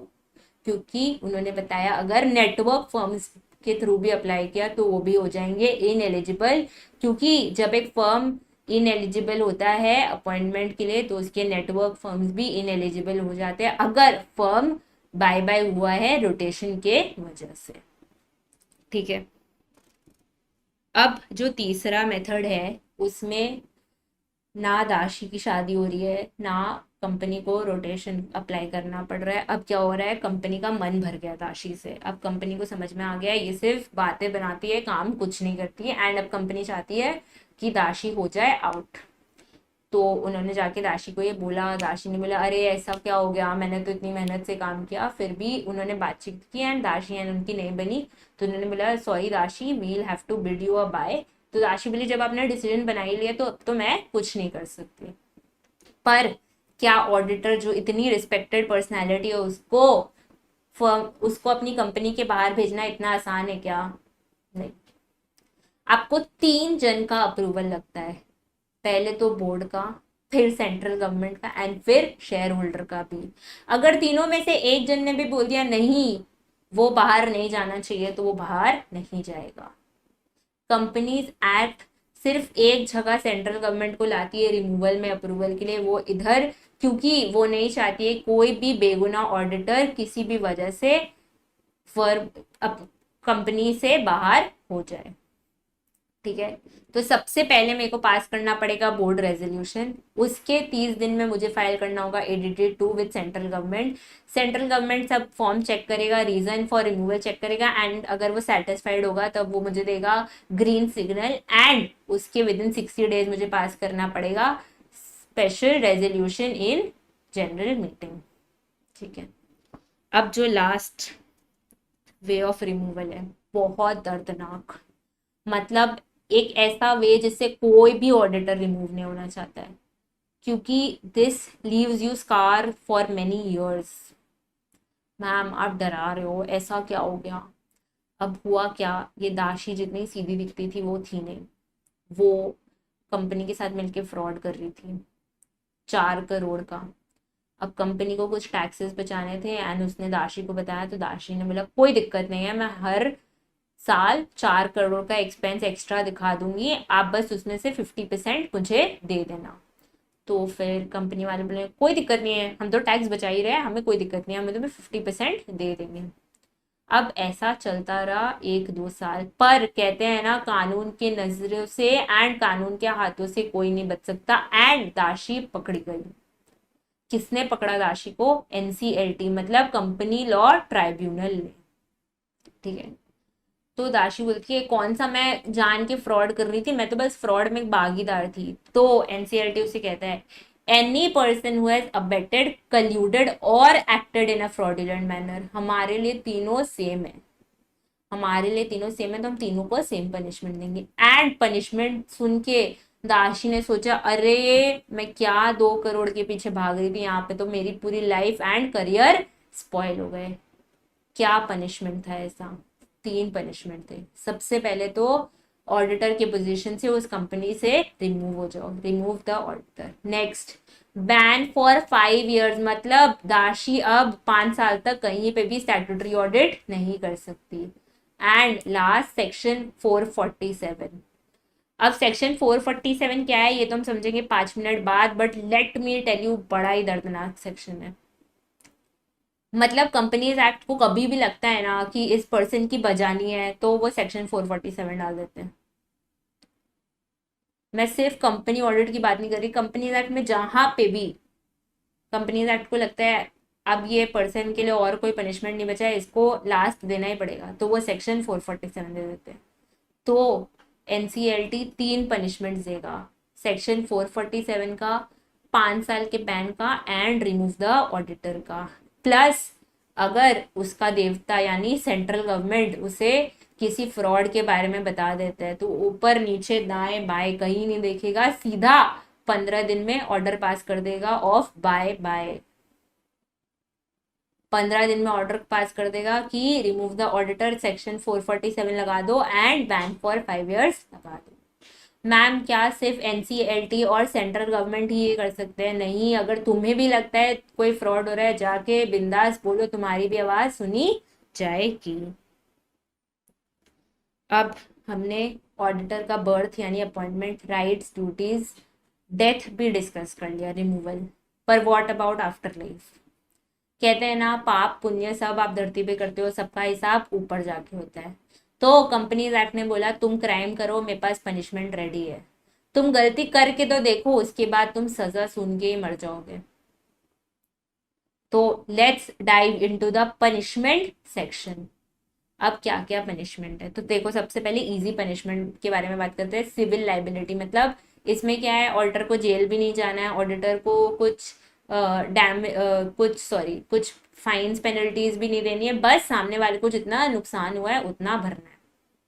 ठीक है, ऐसा ऑडिटर के साथ 2 केस में हो सकता है। पहला, अगर प्रोस्पेक्टस जो कंपनी ने इशू किया उसमें ऑडिटर ने कोई स्टेटमेंट डाला है जो कि झूठा निकलता है एंड जिसकी वजह से इन्वेस्टर्स ने इन्वेस्ट किया है, तो जिन भी इन्वेस्टर्स को नुकसान हुआ है उसकी भरपाई ऑडिटर करेगा। प्लस अगर कभी ऐसा हुआ कि लिक्विडेशन होने वाला है एंड कंपनी बोलते हैं ऑडिटर तुम तो हमारे देवता हो, तुम सबको एज पर देयर राइट्स बांट देना, एज पर देयर राइट्स बांट देना, पर ऑडिटर ये काम सही से नहीं कर पाता है एंड किसी को ज्यादा एंड किसी को कम दे देता है, तभी भी उसे लग जाएगी सिविल लाइबिलिटी की पनिशमेंट। मतलब जिसको भी कम मिला है उसका नुकसान भरेगा ऑडिटर। तो सबसे इजीएस्ट पनिशमेंट जो सिविल लाइबिलिटी डैमेजेस पे करने का होता है वो सिर्फ ऑडिटर को 2 केसेस में मिलता है। प्रोस्पेक्टस में अगर एक्सपर्ट स्टेटमेंट इशू कर दिया जो गलत निकला तब सिविल लाइबिलिटी लगेगी, या लिक्विडेशन के टाइम पे किसी को ज्यादा किसी को कम दे दिया तब सिविल लाइबिलिटी लगेगी। मैम ये इजी है? हाँ ये इजी है क्योंकि आगे के पनिशमेंट्स बहुत हार्ड है। अगर प्रोस्पेक्टस ऑथराइज कर दिया, मतलब कि मैं रिस्पॉन्सिबल हूँ प्रोस्पेक्टस के लिए, ऑडिटर दिखता है कि मैं रिस्पॉन्सिबल हूँ प्रोस्पेक्टस के लिए एंड अगर उसमें कुछ गलत निकला तब कंपनीज एक्ट बोलता है तब तो देखो सेक्शन 447 की मार पड़ना जरूरी है। झूठा झूठा बोल के शेयर होल्डर्स बेगुना से इन्वेस्ट करा है, अब तो देखो मार पड़ना जरूरी है। नेक्स्ट, सबसे सबसे सबसे ज्यादा important, mostly asked, frequently asked punishment section of company audit. इस चैप्टर में अगर पनिशमेंट के 5 भी क्वेश्चन आ रहे हैं ना तो उसमें से 4 क्वेश्चन इस सेक्शन से आएंगे। क्या कि अगर ऑडिटर ने 3 चीजों के साथ खिलवाड़ किया, अपॉइंटमेंट के साथ, ऑडिट रिपोर्ट साइन करने के साथ and statutory auditor not to render certain services यानी सेक्शन 144 के साथ, तो उससे मिनिमम पेनल्टी लगेगी 25,000 की, जो कि जा सकती है 5 लाख या 4 times of the remuneration which ever is lower तक। पर ये तो होगा अगर ऑडिटर ने ये गलती की है अनजाने में। अगर जान के किया है तब तो बेटा पेनल्टी इंक्रीज होगी। क्या होगा, मिनिमम पेनल्टी हो जाएगी 50,000 एंड मैक्सिमम पेनल्टी पहुंच जाएगी 25 लाख या 8 times of the remuneration which ever is lower तक। और पनिशमेंट यहाँ खत्म नहीं होता है, आपको 1 साल तक जेल भी जाना पड़ेगा, रेम्यूनरेशन रिफंड भी करना पड़ेगा, प्लस डैमेजेस भी देने पड़ेंगे। इसीलिए कहते हैं सबसे भयंकर punishment section of company audit है। मैम अगर इंडिविजुअल है तो वो तो बेचारा अकेला ही भरेगा सब। फर्म में क्या होगा, फर्म में मॉनेटरी लाइबिलिटी सब शेयर करेंगे, जेल से साइनिंग पार्टनर जाएगा। अब नेक्स्ट, अगर इंस्पेक्टर के साथ शान पत्ती दिखाई, उसे डॉक्यूमेंट नहीं दिया, उसे अपना वर्डिक्ट नहीं दिया, उसे इंफॉर्मेशन नहीं दिया, उसे एविडेंस नहीं दिया, तब वो तो अपनी पावर दिखाएगा रे। क्या करेगा वो तुमको 6 महीने तक जेल भेज सकता है, तुमसे मिनिमम 25,000 तो लेगा ही, और जितने दिन ये तुम कंटिन्यू करते रहोगे 2,000 का थप्पड़ मारते रहेगा until and unless penalty 1 lakh तक नहीं पहुंच जाए। ठीक है, तो इंस्पेक्टर के साथ नो गंडोगोल, जो भी वो मांगे उसे दे देने का। अगर वाइंडिंग ऑफ द कंपनी में झोल किया, कंपनी का वाइंड अप हो रहा है, कंपनी बंद होने वाली है, उसमें झोल किया तो क्या होगा, उसमें झोल किया तो 3 से 5 साल का इम्प्रिजनमेंट होगा एंड 1 से 3 लाख का फाइन लग जाएगा।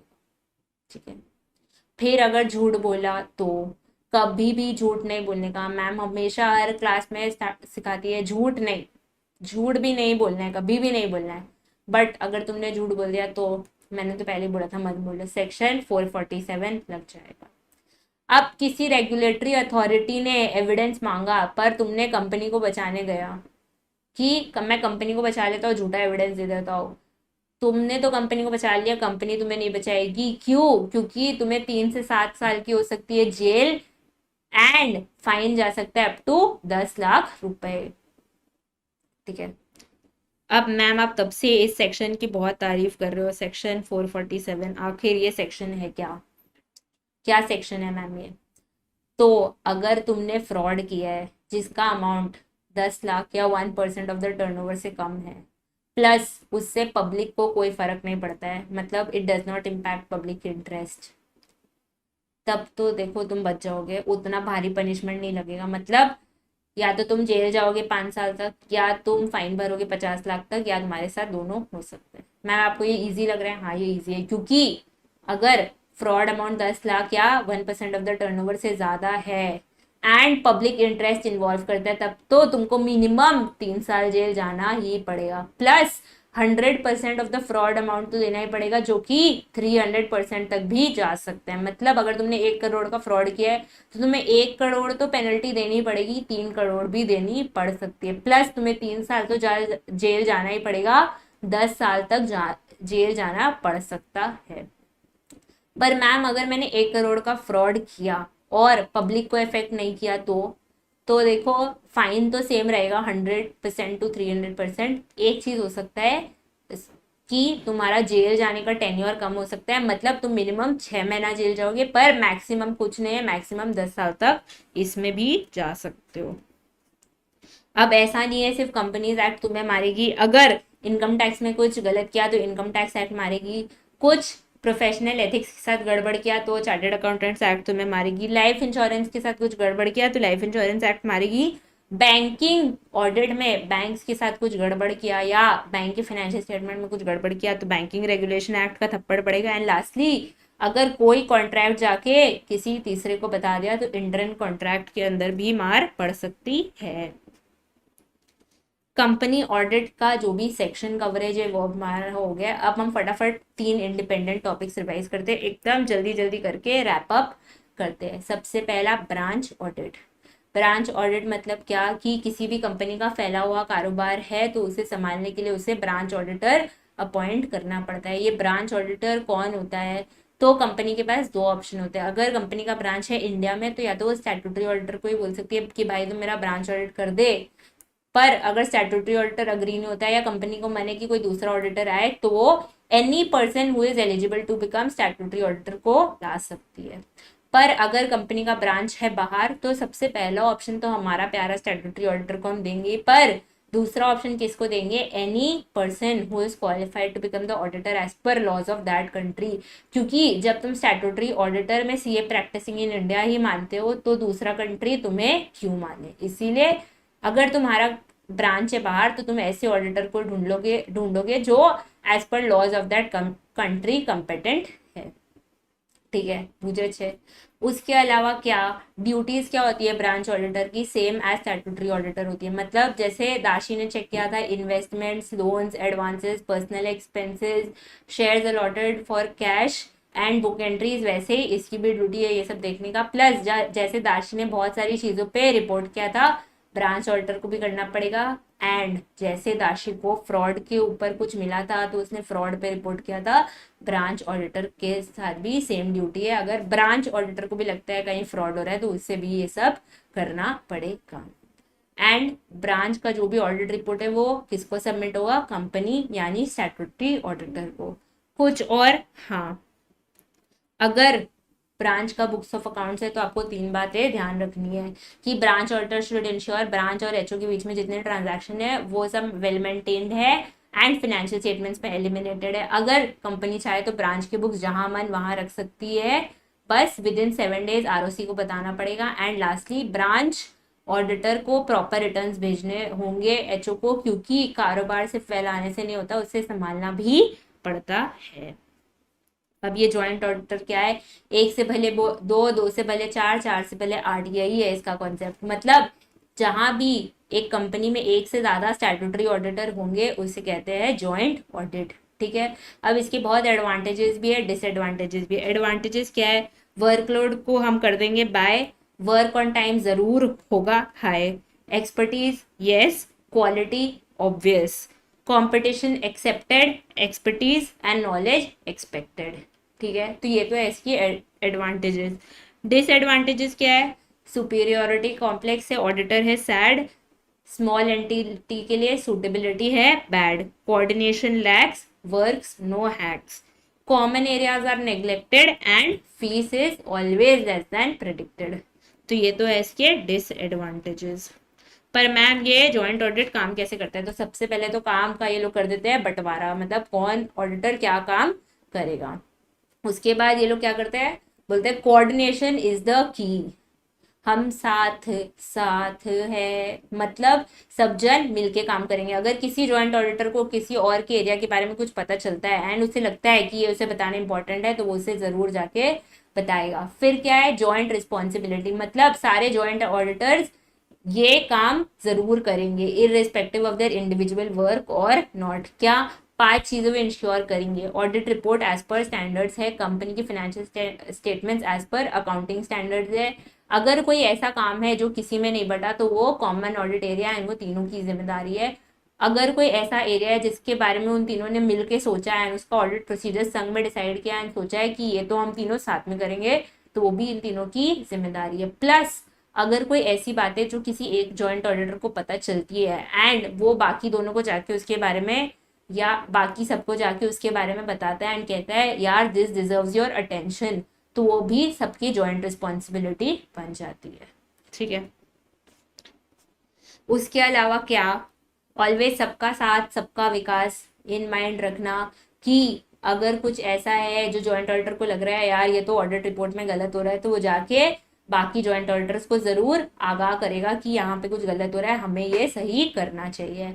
ऑडिट रिपोर्ट क्या अलग अलग इशू होगा, नहीं, एक जॉइंट ऑडिट रिपोर्ट ही इशू होगा। एंड अगर किसी ऑडिटर को लगता है नहीं जो ओपिनियन जा रहा है जॉइंट ऑडिट रिपोर्ट में वो गलत है तो वो अपना एक सेपरेट ऑडिट रिपोर्ट इशू कर सकता है। अब last topic of our revision, audit committee. ये ऑडिट कमेटी क्या है, तो कंपनीज एक्ट ने सोचा पब्लिकली इंटरेस्टेड कंपनीज को संभालने के लिए हमें एक और कमेटी चाहिए जो पीओडी यानी बोर्ड ऑफ डायरेक्टर्स पे नजर रखे, तो उन्होंने बना दिया ऑडिट कमेटी। ऑडिट कमेटी किन 4 क्लास ऑफ कंपनीज को बनानी पड़ती है, सबसे पहला लिस्टेड कंपनी, फिर पब्लिक कंपनी जिसका टर्नओवर 100 करोड़ या उससे ज्यादा है, फिर पब्लिक कंपनी जिसका paid up share capital 10 crore या उससे ज्यादा है, या पब्लिक कंपनी जिसका loans and deposit from public exceeds 50 crore. ये ऑडिट कमेटी में क्या होगा, कौन लोग होंगे? ऑडिट कमेटी में मिनिमम 3 डायरेक्टर होने चाहिए, जिसमें से मेजॉरिटी होने चाहिए इंडिपेंडेंट डायरेक्टर्स। ऑडिट कमेटी के फंक्शंस एंड पावर्स क्या है, मतलब ऑडिट कमेटी क्या क्या करेगी?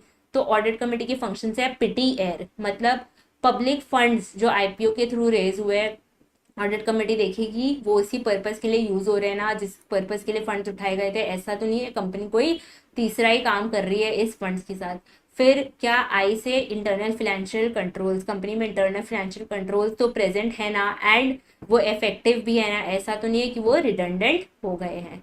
फिर टी से ट्रांजैक्शंस विद रिलेटेड पार्टी, मतलब सारे related party transactions after approval from audit committee ही हो रहे हैं ना। फिर आई से क्या, inter corporate loans and deposits, सारे inter corporate loans and deposits scrutinise तो है ना। फिर ई से क्या, इवेल्युएशन ऑफ ऑडिट प्रोसेस, मतलब ऑडिटर को भी मार पड़ सकती है अगर उसने सही से काम नहीं किया, तो ऑडिट कमेटी देखेगी कि ऑडिट प्रोसेस सही से तो जा रहा है ना, फिनेंशियल स्टेटमेंट्स को चेक तो कर रहे हैं ना। एंड लास्ट आर से recommendation for appointment, remuneration and removal, मतलब ऑडिटर से रिलेटेड कुछ भी होगा तो वो ऑडिट कमेटी ही देखेगी।